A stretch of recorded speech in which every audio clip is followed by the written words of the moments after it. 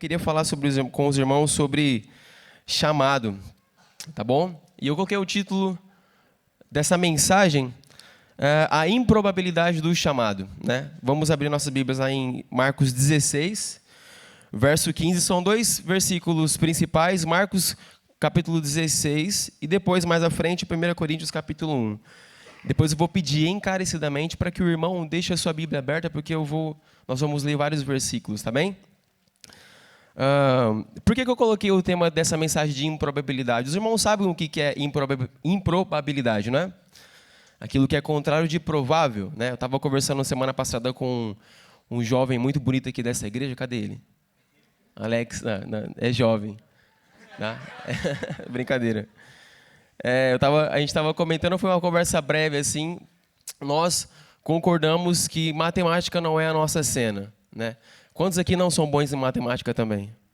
Eita, tantas mãos. Sabe? Eu particularmente admiro quem é bom em matemática, sabe? Às vezes eu estou conversando com o Rubem ali, engenheiro, o menino da física, da matemática. E quem é bom em matemática, eu admiro muito, né? Porque tem que estudar muito, isso é um dom, não é verdade? Mas eu não quero falar sobre matemática da escola. Eu posso falar sobre matemática do reino aqui, amém? Tá bem? E Marcos capítulo 16, versículo 15, é um versículo que nós conhecemos muito, é a grande comissão, na verdade, diz assim: ide por todo o mundo e pregai o evangelho a toda criatura. Quem crer e for batizado será salvo, mas quem não crer será condenado. Esse é os nossos primeiros versículos. Aqui nós sabemos o contexto. Jesus já está ressuscitado, e daqui a pouco ele vai subir. E naquele momento ele está diante das testemunhas oculares, diante dos discípulos, ele comissiona aquelas pessoas, aqueles homens. E o que eu acho mais interessante, eu gosto muito de ler a Bíblia e me identificar com os personagens. Aqueles homens que ouviram essa ordem eram pessoas completamente improváveis. Seria uma outra mensagem falar de cada característica, de cada evangelista ali, de cada apóstolo que saiu. Mas a verdade é que Jesus ele transmitiu uma responsabilidade para pessoas improváveis, né? Quando Jesus dá essa primeira ordenança, ide por todo mundo, a gente sabe que foi para pessoas específicas naquele momento. E eu queria fazer uma pergunta para os irmãos. Hoje, no nosso dia a dia, hoje na nossa vida, esse id, essa responsabilidade, essa ordem é transmitida somente para a liderança da igreja, certo? Sim ou não? Então a gente pode concordar que esse id é para todos, né? Logo é uma ordenança, logo é algo que a gente tem que cumprir, o mandamento. Mas quanto de nós, antes, estamos preocupados primeiramente na prática? Os irmãos já vão entender o que eu quero dizer. Quando nós falamos sobre chamados, e semana passada a gente teve um tempo muito abençoado aqui relacionado a missões lá fora, e a verdade é que o cristianismo ele é algo que é contínuo, algo que é para ser realizado, algo que tem uma ação, né? Um cristão ele nunca está parado. O cristão nunca fica quieto. A gente recebe a mensagem do evangelho, nós somos transformados e o intuito é partilhar essa mensagem, não é verdade? Só que tem uma coisa que é bem importante, que é por trás, que a gente acaba sempre esquecendo, né? Que antes de fazer é o ser. Não é verdade? E agora eu quero que os irmãos abram vossas Bíblias em 1 Coríntios, no capítulo 1. Nós já vamos compreender o que Deus quer falar para nossas vidas. 1 Coríntios, no capítulo 1, versículo 1, o apóstolo Paulo vai começar a carta de Coríntios, e aqui está alguns irmãos que fazem parte da escola dominical, né? Nós estávamos estudando essa carta agora nos últimos meses. Então, nós temos sempre aquela tentação de primeiramente querer fazer, executar, sem primeiramente ser, sabe? E a palavra de Deus, ela nos chama, claro que sim, para realizar obras, mas tem algo que vem muito importante, que é o ser, primeiramente. Na verdade, Paulo vai dizer exatamente isso. 1 Coríntios, capítulo 1. Eu pedi para os irmãos abrirem, mas eu não abri, mas eu vou abrir agora. Preste atenção no que o apóstolo Paulo ele vai falar aqui no primeiro versículo. A gente sabe qual que é o contexto, né? Coríntios é uma igreja muito complexa, pessoas complexas, pessoas também que, se nós analisarmos, né, durante o decorrer da carta, são pessoas completamente improváveis, né? E quantas vezes nós olhamos para nós mesmos, ou Até mesmo julgamos as pessoas que estão ao nosso lado e falamos, olha, aquela pessoa é completamente improvável de carregar um chamado, né? Por causa das habilidades. Às vezes nós achamos que cumprir um chamado é só pregar, ou é só tocar um instrumento, ou executar alguma coisa na igreja. Mas quando Jesus nos chama, Ele nos chama para algo mais íntimo. Amém? Paulo diz assim, olha, no primeiro versículo. Paulo, convidado apóstolo. É isso? O que está escrito? Paulo, chamado apóstolo de Jesus Cristo, pela vontade de Deus, eu, irmão Sóstenes, a igreja de Deus que está em Corinto, aos quê? Aos santificados em Cristo Jesus, chamados santos, com todos os que em todo lugar invocam o nome de nosso Senhor Jesus Cristo, Senhor deles e Senhor nosso. Para completar o versículo 3, graça e paz da parte de Deus, nosso Pai e nosso Senhor Jesus Cristo. O que eu acho interessante aqui no primeiro versículo é que Paulo saúda aquela igreja de Coríntios. A gente sabe que Paulo recebeu cartas acerca dessa igreja e ele sabe quem está naquela igreja, ele sabe quais são as características daquelas pessoas, né? E é interessante que ele primeiro sauda aos irmãos, ele fala sobre o chamado que ele recebeu, chamado apóstolo de Jesus Cristo pela vontade de Deus, e depois ele fala para os crentes em Coríntios, ele chama exatamente assim, ó, aos santificados em Cristo Jesus e chamados santos.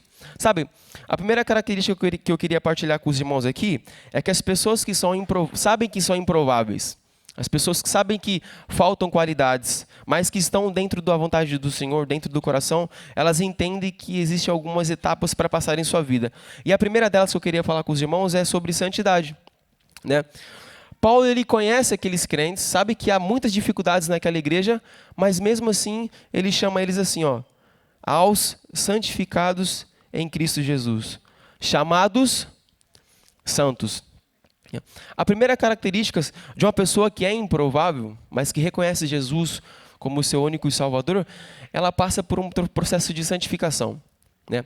Nós sabemos que a Bíblia nos mostra algumas etapas de santificação. Nós, quando recebemos o Senhor Jesus Cristo, nós somos santificados logo de primeira instância. A gente vê isso no capítulo 6 de 1 Coríntios.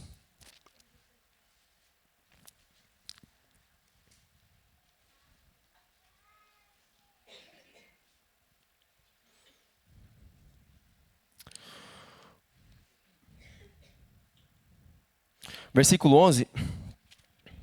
Capítulo 6, versículo 11. E aqui eu quero ser bem franco com os irmãos. Versículo 11, a gente pode até ler o versículo 10. Eu tenho um pouco, abre aspas, de uma inveja santa de quando eu vejo alguém que recebe Jesus pela primeira vez. Sabe, a gente vê aquela empolgação, as pessoas que encontram o amor de Jesus, elas ficam... Já vê que já dá uma diferença enorme, não é verdade? Alguém já ficou feliz por alguém aceitar Jesus? Claro que sim. Mas quando a pessoa encontra Jesus, a vida ela muda completamente. E Paulo diz assim... no versículo 10, vamos um pouco mais atrás. Ele está falando sobre as características dos coríntios. Ele diz assim, ó, não erreis, os devassos, nem os idólatras, nem os adúlteros, nem os efeminados, nem os sodomitas, nem os ladrões, nem os avarentos, nem os bêbados, nem os maldizentes, nem os roubadores herdarão o reino de Deus. Ponto final, versículo 11. Ele vai falar assim, e é o que alguns têm sido, ou seja, passado, porque eles já encontraram Jesus. E agora é o que acontece na primeira fase da santificação. Mas, haveis sido lavados, haveis sido santificados, mas haveis sido justificados em nome do Senhor Jesus e pelo Espírito do nosso Deus. Então, a primeira coisa de um improvável, ele reconhece que Jesus já entrou no seu coração e que essas características começam a ser evidenciadas. Nós somos lavados, somos santificados, somos justificados pelo sangue de Jesus. A partir daqui, nossa vida já muda. Não é verdade? Então, quando eu vejo alguém que aceitou Jesus, eu fico empolgado, eu falo, Jesus, me traz de volta esse primeiro amor também. Me traz esse senso de urgência, de santificação, essa empolgação. Amém? A segunda etapa de santificação que a pessoa improvável passa é aquilo que a palavra de Deus nos diz sobre santidade progressiva. 1 de Tessalonicenses, no capítulo 5, versículo 23. Peço para que os irmãos abram em 1 de Tessalonicenses 5, versículo 23.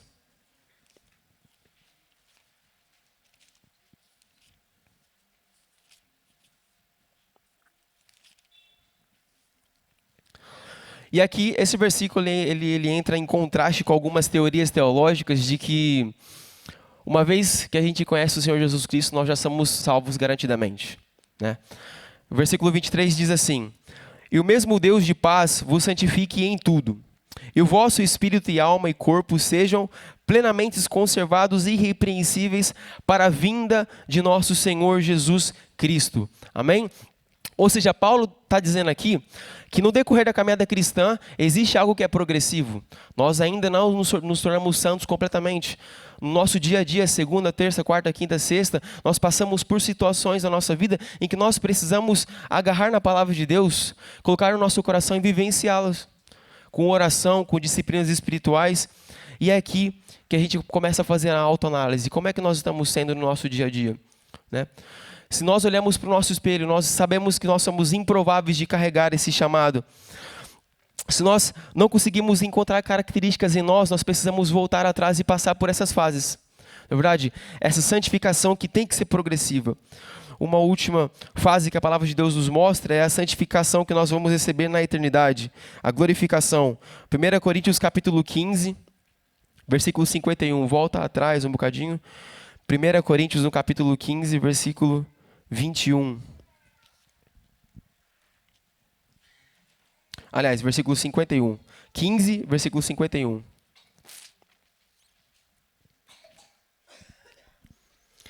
Enquanto os irmãos procuram, já vou lendo, porque nós vamos passar por mais versículos ainda. Diz assim, versículo 51. Eis aqui, digo um mistério. Na verdade, nem todos dormiremos, mas todos seremos transformados. No momento, num abrir e fechar de olhos, ante a última trombeta, porque a trombeta soará, e os mortos ressuscitarão, incorruptíveis, e nós seremos transformados. Amém? Então, a pessoa improvável sabe que ela, quando conhece Jesus, ela passa por uma experiência de santificação, ela sabe que tem que viver buscando a santidade no seu dia a dia e guarda uma esperança no seu coração de que um dia Jesus vai nos santificar e nos tornar como Ele é. Amém? Nós vemos esse exemplo quando nós abrimos em 1 de Pedro capítulo 2, versículo 21, um exemplo que Jesus nos dá, né? Não é preciso abrir, mas Jesus, enquanto esteve aqui nessa terra, Ele era uma pessoa santa, Ele conseguiu vencer o pecado, amém? Nos mostrando que também que nós somos capazes de fazer isso, amém? E a segunda característica de pessoas que são improváveis está relacionado com a nossa vida de adoração, sabe? Primeiro, santificação, que é um propósito da nossa vida como chamados. E o segundo propósito aqui seria a adoração. E aqui seria um dos pontos principais que eu queria dar mais ênfase, irmãos. Abra sua Bíblia em Neemias, no capítulo 9, versículo 6. Agora lá atrás, tá bom? E enquanto os irmãos abrem a Bíblia em Neemias, capítulo 9, versículo 6, eu queria contar rapidamente uma pequena experiência que eu tive alguns anos atrás, com uma conversa que eu tive com um jovem. E claramente que eu tenho certeza que já aconteceu com vocês, de alguma discussão, alguma conversa, passou, né? Só que passa algum tempo, você acaba lembrando de algum argumento que você esqueceu de falar, né? Olha, poderia ter falado aquilo para aquela pessoa. Né? Isso geralmente acontece nas discussões, né? de quem é namoradinho. Né? Às vezes, depois você mandou uma mensagenzinha. Sabe o que é engraçado? Né? Não sei se já aconteceu isso com vocês. Mas isso aconteceu comigo. Eu tive uma conversa com um jovem e eu falei aquilo que é clichê. Ele estava conversando comigo e falou: pô, Pedrão, o que eu mais queria... Ele era recém-convertido. Ele disse assim, o que eu mais queria era entender qual que é o meu propósito. Sabe? E naquele momento eu entendi assim, ouvindo ele falar, eu entendi que ele estava mais preocupado em fazer, né? Em executar. E no início da pregação eu falei que nós somos chamados primeiramente para ser, para depois fazer. O fazer sempre é uma consequência. O fazer é sempre um efeito colateral. Primeiro a gente tem que ter aquele peso espiritual por trás, sabe? E depois, passado um tempo, eu fiquei um pouco arrependido de ter falado poucas coisas, sabe? Falei aquilo que era clichê. Tá bom, vamos orar. Deus vai mostrar para você se você vai ser pastor ou não, etc, etc. Mas a primeira coisa, a primeira característica de uma pessoa improvável é que ela vive uma vida de glória a Jesus, de glória a Deus.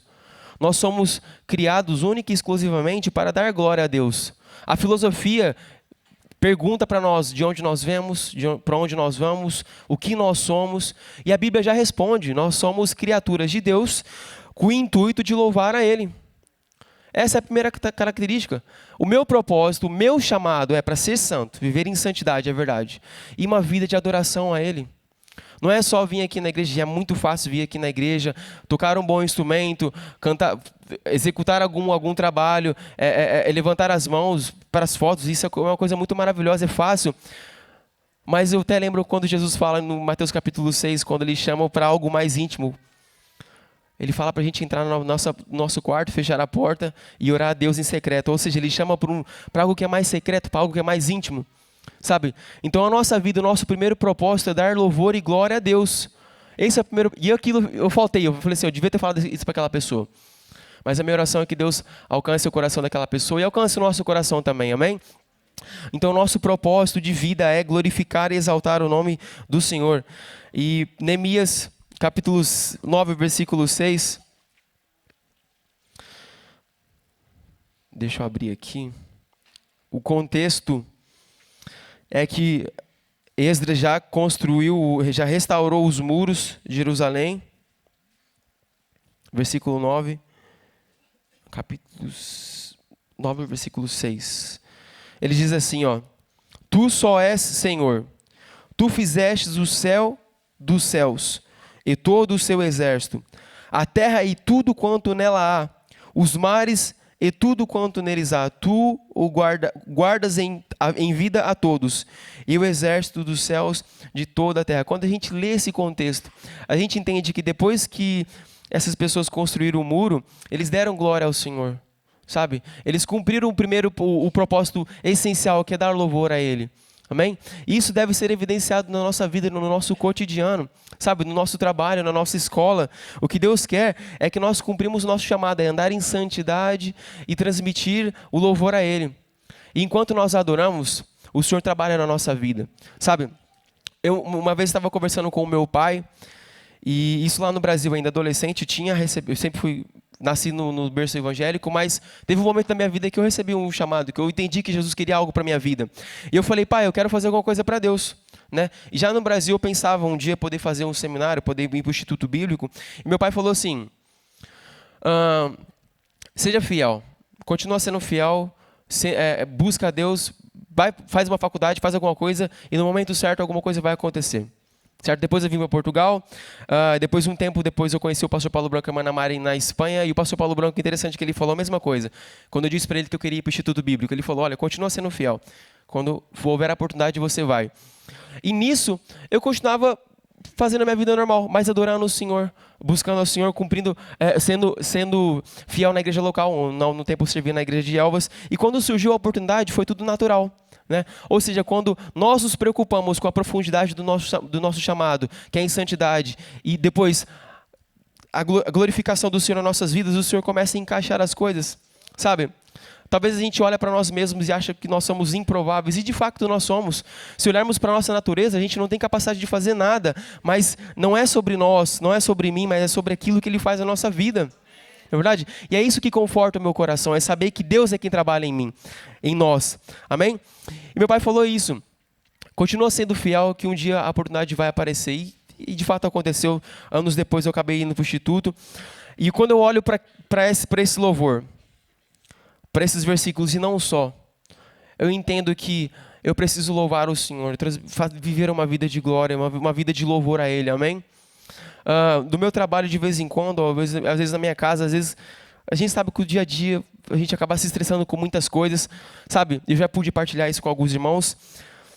Quando eu pego o violão, por exemplo, começa a cantar um louvor ao Senhor, as coisas mudam.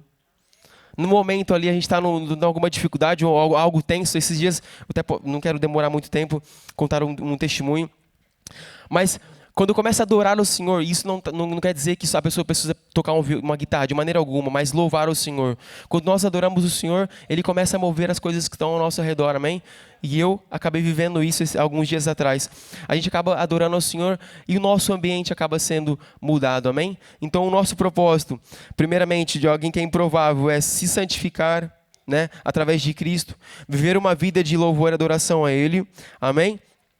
Depois, voltando na ordem que Jesus fala em Mateus capítulo 16, versículo 15, amar o próximo, partilhar a palavra, relembrando também aqui do teatro que nós fizemos, ser participante daquilo que Deus está fazendo na nossa igreja local. Sabe, eu acredito que alguns dos irmãos também viram uma mensagem esse dia no Instagram de algum pastor aqui da Margem Sul. Ele falou assim, e eu cito aqui o que ele falou: se nós queremos fazer parte daquilo que Deus está fazendo na terra, nós temos que fazer parte daquilo que está fazendo na nossa igreja local. Sabe? Então, irmãos, o teatro disse tudo.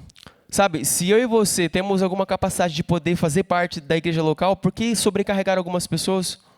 Por que deixar tudo na mão de outras pessoas, sendo que a gente pode participar também? Sabe? E tudo isso o que vem antes disso é um amor genuíno que vem do coração de Deus. Sabe? E um dos maiores pecados que a gente acaba cometendo é o pecado de deixar de amar a Deus, né? Porque quando a gente quebra o primeiro princípio, que é amar a Deus sobre todas as coisas, nós vamos quebrar todos os outros princípios. Sabe? E nós somos muito bons em dar desculpas, né? Ai, Lucas, eu estou me sentindo frio. É isso mesmo, tapa na cara mesmo.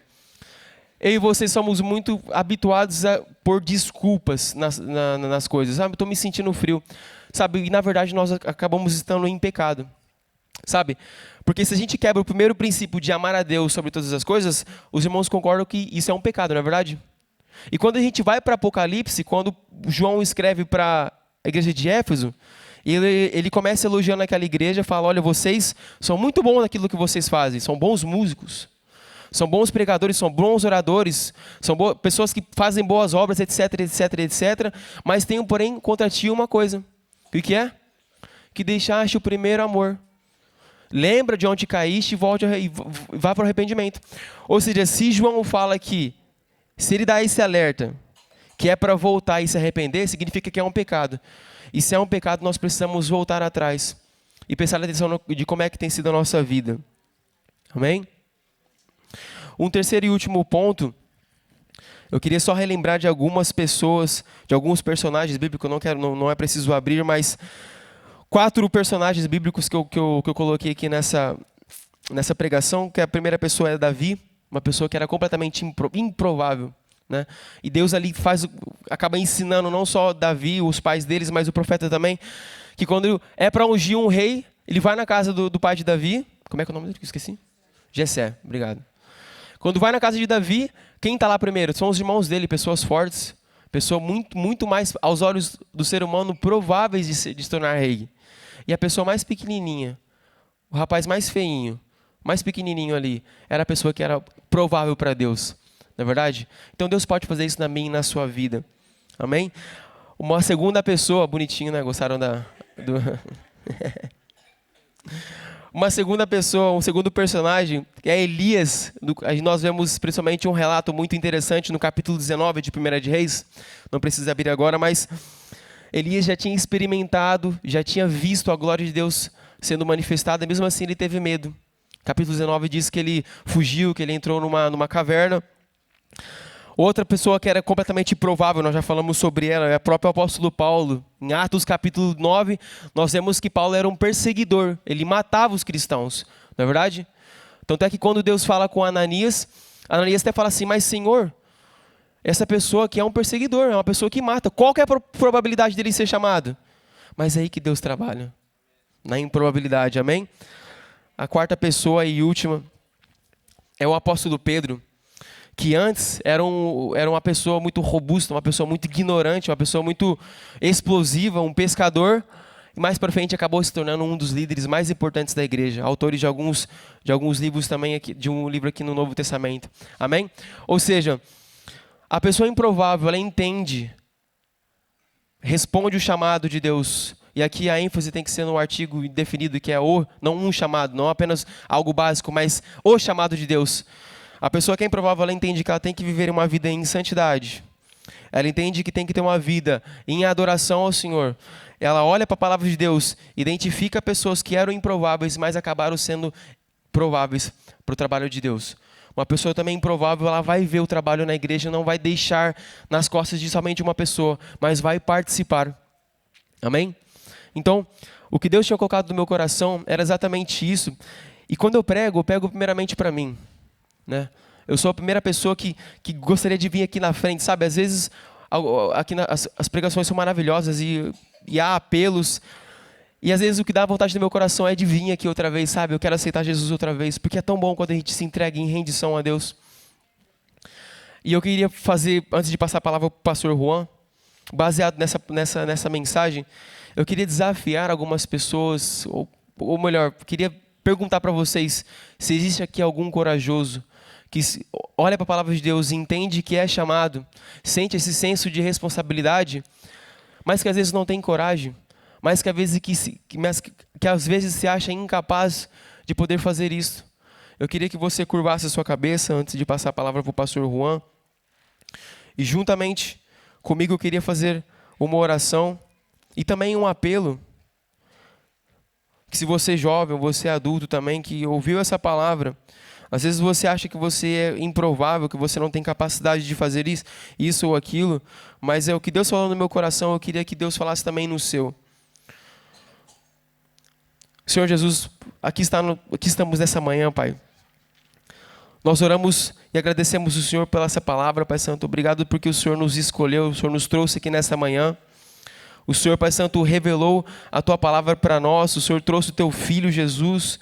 O Senhor nos trouxe a essa igreja, Pai Santo. E nós temos esse senso de urgência, Pai Santo, que é responder o chamado do Senhor, Pai. Se porventura alguém nessa manhã ouviu essa mensagem, tem um desejo no seu coração de servir o Senhor, não sabe como, não sabe de que maneira, não sabe qual é o primeiro passo a tomar, não sabe qual é o primeiro passo a ser tomado, Senhor, eu peço para que o Senhor coloque no seu coração uma certeza, Pai Santo, um penhor, de que é o Teu Espírito Santo que guia os nossos corações. Eu queria que você se colocasse de pé, irmãos. Vamos pedir para Deus, vamos orar nessa manhã. A mesma maneira que um dia eu recebi o chamado, o entendimento, a mesma maneira que o Senhor um dia tocou no meu coração, eu peço para que o Senhor toque no coração de algumas pessoas que têm dúvidas aqui. Enquanto nós oramos, enquanto você ora também, pedindo para Deus confirmar esse chamado na sua vida, vai pedindo para Deus isso.